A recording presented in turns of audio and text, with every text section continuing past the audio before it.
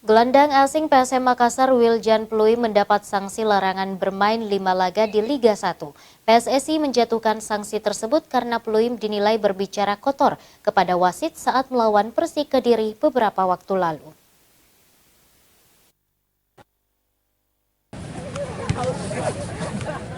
PSM Makassar terancam tanpa sang kapten Wiljan Pluim dalam 4 pertandingan selanjutnya di Liga 1 musim ini karena sanksi yang diterimanya.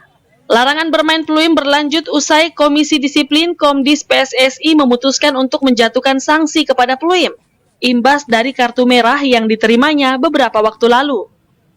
Pluim dinilai melakukan protes keras saat laga melawan Persik Kediri dan juga mengeluarkan kata-kata tidak sopan kepada wasit yang memimpin pertandingan saat itu. Sebelumnya, Wiljan Pluim telah absen membela PSM satu pertandingan. Buntut dari kejadian tersebut, namun sanksi larangan bermain itu akan berlanjut hingga ke 4 laga PSM Makassar ke depan. Wahyu Syaputra, Celebes TV.